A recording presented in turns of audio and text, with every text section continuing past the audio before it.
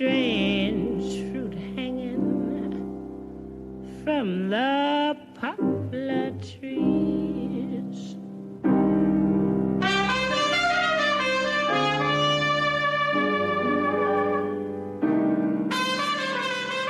Essa música que ouvimos é de 1939 e seus versos dizem que, nas árvores do sul dos Estados Unidos, com suas folhas e raízes cheias de sangue, balançam estranhos frutos.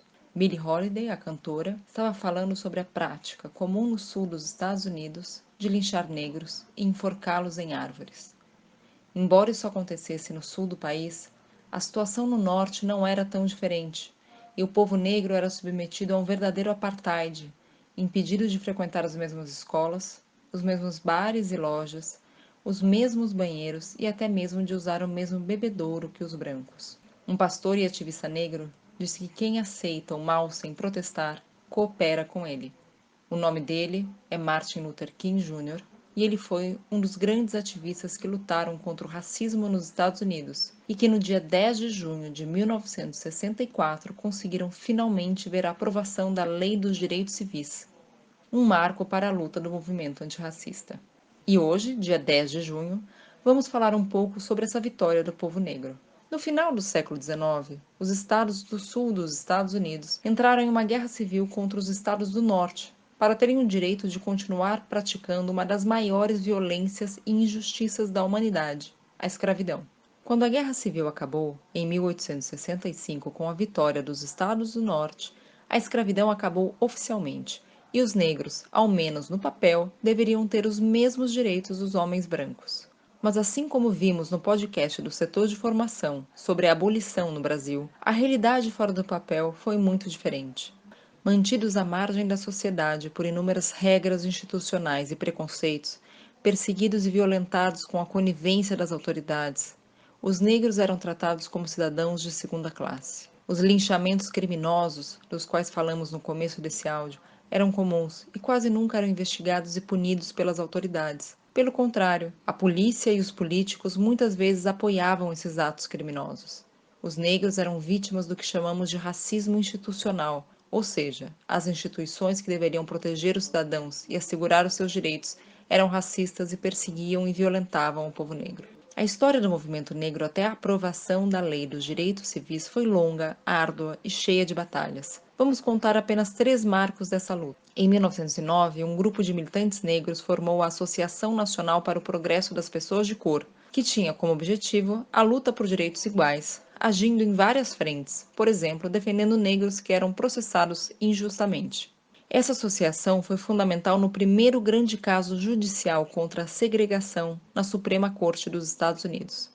Esse caso foi movido pelos pais de Linda Brown, uma menina negra que morava no centro da cidade de Kansas. Embora morasse no centro, perto de uma escola pública, Linda tinha que fazer uma longa viagem de ônibus até uma escola que era só para negros. Seus pais entraram na justiça pelo direito que Linda tinha de frequentar a escola mais perto de sua casa. O caso foi parar na Suprema Corte dos Estados Unidos, onde foi decidido que a segregação racial nas escolas era inconstitucional. Foi uma primeira vitória. No ano seguinte, em 1955, cansada de aceitar a segregação e humilhação sofridas pelo povo negro, a ativista Rosa Parks foi presa. Qual o seu crime? Vou explicar. Nos ônibus, os negros podiam se sentar apenas nos bancos da parte de trás. Rosa, exausta após um longo dia de trabalho como costureira, se sentou em um banco vago na frente do ônibus e se recusou a ceder seu lugar para um homem branco. Muitos anos mais tarde, numa entrevista, Rosa explicou seu ato de desobediência civil. Ela disse: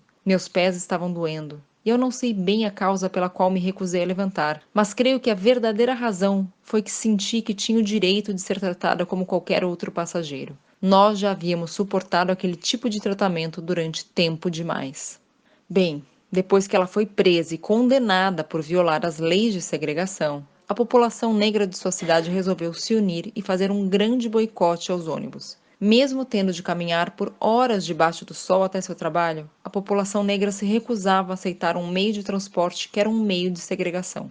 Um dos grandes líderes desse boicote foi o jovem pastor Martin Luther King Jr. Eles conseguiram manter o boicote e os protestos durante 381 dias. mais de um ano, o que quase levou o sistema de transporte da cidade à falência, até que a segregação nos ônibus dessa cidade finalmente foi banida.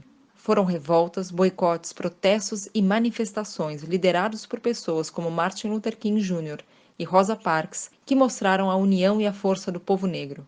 E com essa união e a pressão de seus líderes, eles conseguiram que, no dia 10 de junho de 1964, o projeto de lei dos direitos civis, que estava sendo obstruído por políticos conservadores do Senado, fosse finalmente votado e virasse lei, proibindo qualquer tipo de segregação em lugares de acesso público e assegurando o direito ao voto para todos os cidadãos. Essa foi uma grande vitória do movimento negro, mas podemos ver hoje, tanto nos Estados Unidos quanto no Brasil, que a luta não acabou.